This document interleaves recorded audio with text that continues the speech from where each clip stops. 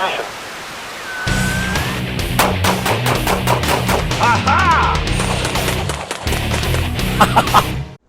Hi, this is Joel Persinger. I'm the Gun Guy. Thank you very much for watching my channel.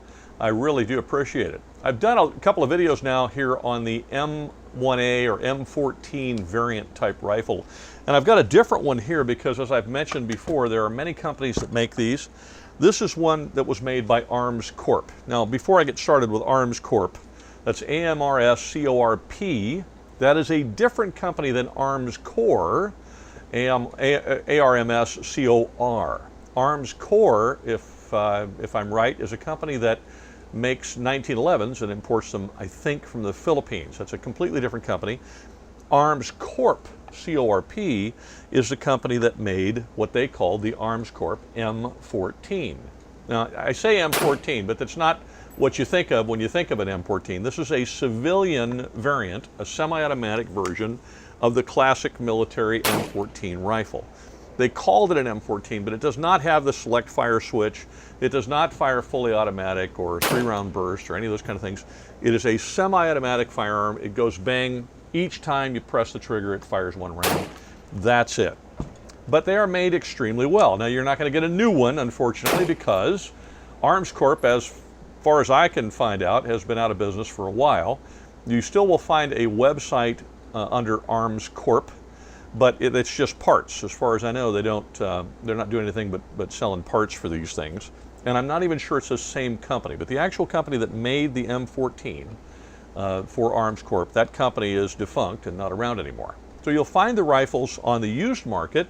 Sometimes you'll see them on the web and so on. And if they're in good shape, I got to tell you, they're phenomenal rifles. This is one of the 3 rifles that was lent to me by a buddy. He lent me the Springfield Armory rifles. We had a Scout rifle and an M1A, and they were both M1As, but one of them was the shorter Scout Squad version, and I've done some videos on those. And then he has this one, which is the ArmsCorp M14. Now, I've spent some time shooting this and shooting the others, and I've looked this thing over up one side and down the other, and I can find no significant functional difference between this and the Springfield M1A. Both shoot extremely well. This rifle is very, very accurate, as you can see from the target. I just did headshots with this one, and at 100 yards, it shoots really, really well. And I was very impressed with it, particularly for its age. This rifle is actually quite old, I suspect. It's probably 20 years old or so. Unfortunately, since the company's out of business and I couldn't find a serial number reference anywhere on the web, I can't tell you how old it is because I don't know. And I forgot to ask my buddy when I got it, so I don't know. It has a big scope on it too. This is looks like a Redfield scope, and this one is 4-12 and works really well. I don't know, I like the other scope and the other one better, to be honest with you, but this scope's not bad. And the rifle shoots terrific. So it's another example, I think, of the M14 civilian type M14s that are out there. I mean, yeah, we know about the Springfield Armory ones because those are the ones you hear about, the M1As, but there are a lot of variants out there and a lot of companies that make them. I know Fulton Armory makes one.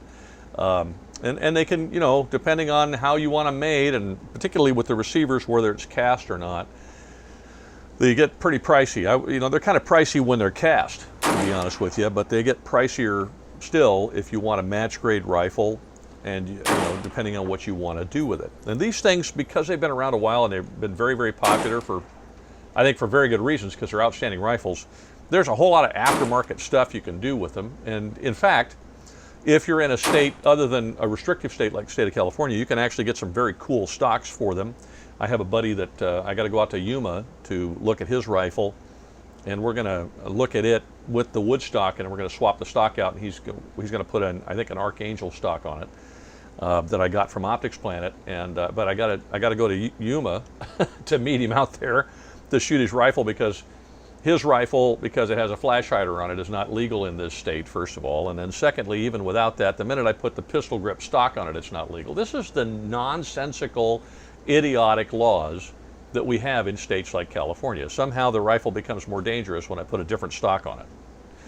If I took this stock off and I put the Archangel stock on this one, it would be suddenly illegal.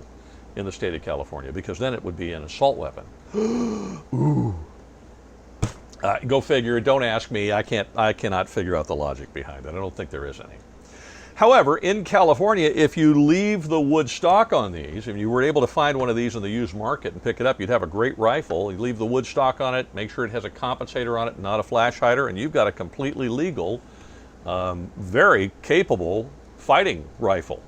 I mean, I've gone over in previous videos where I would and wouldn't use these. Certainly, I wouldn't use them in an apartment building or apartment complex, and I think in an urban center, this is a 308's a bit much, and probably even in a suburban neighborhood like I live in, a 308 might be a bit much. But if you happen to live in a rural area, then you can reach out a long way. Particularly if you happen to be one of these folks. I've run into a lot of them because I hunt out in the I hunt in the southwestern states, and I run into these folks that have got land right on the border, and they run into cartel problems pretty commonly, and so they like to have a rifle that reaches out a long time, an AR-10 or something like this. And so 308 is great for that. Now, the only thing about used rifles is, and you may not know, is that if you're buying a used centerfire rifle, it's always a good idea to check the headspace, to check the rifling, to check the crown on the barrel. There's just certain things you want to look at in the rifle. Check the action, make sure it's not too worn out, or and that that the rifling isn't pitted or worn out, and it's not rusted out. Those are things you want to check. Headspace is a big deal. It can be a big deal. So if you don't know how to use a go, no-go gauge set, or you don't have one, and you want to buy a used rifle, you might take it to a gunsmith and have them do that for you, just to make sure that it's safe to function and it's going to serve your purposes well. And then with semi-automatic firearms, in particular like this, or ARs or whatever, you want to be careful about the ammunition you put in them, and put ammunition in them that's designed for semi-automatic rifles. Most modern rifle ammunition, particularly in 308, 30-06, 5.56, and 223 and like that, is built with hard primers specifically for semi-automatic rifles, so you'll be fine. If I haven't mentioned this before, I probably have in other videos. I really like these Grand style rifles for many, many reasons, not least of which is that they have the classic look that they have, which appeals to me. I like the way they feel because I'm a hunter and I like classic rifles anyway.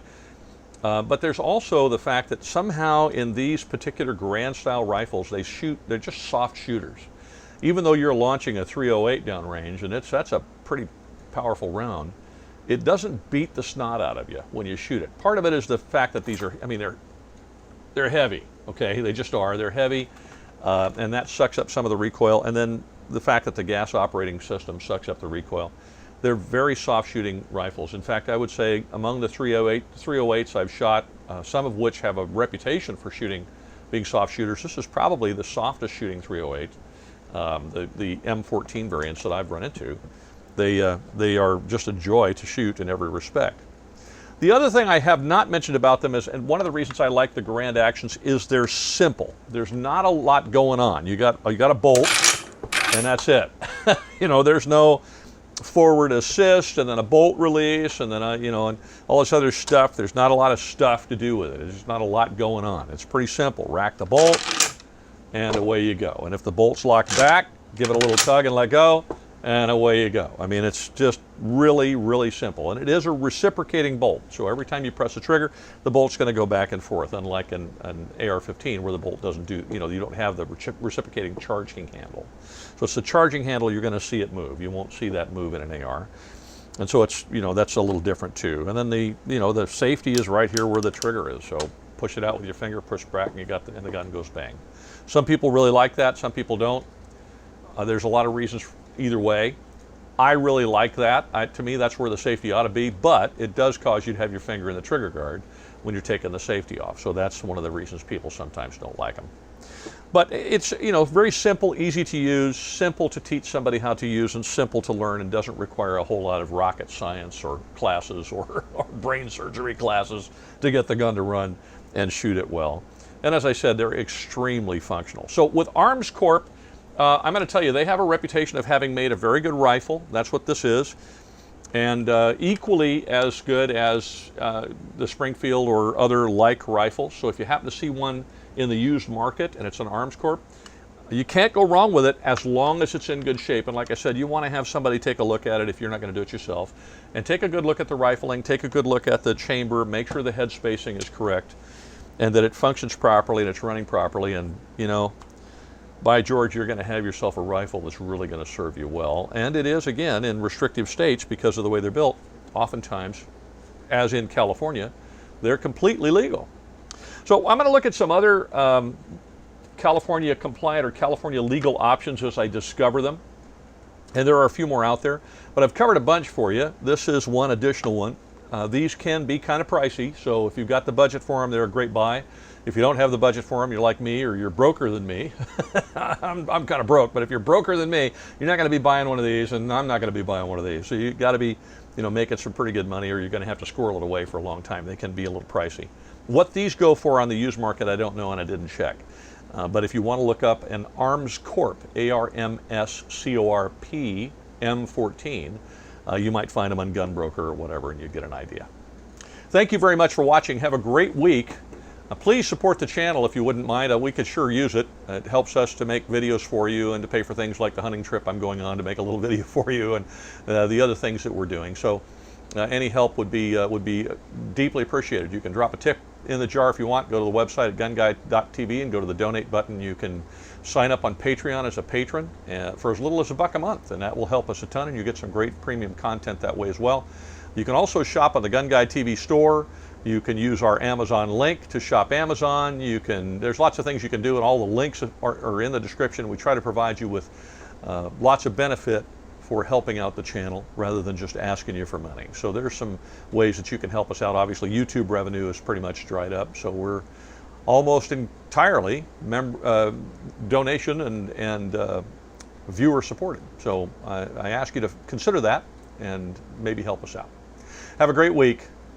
Whatever you do, wherever you go, whatever you're shooting, please be safe.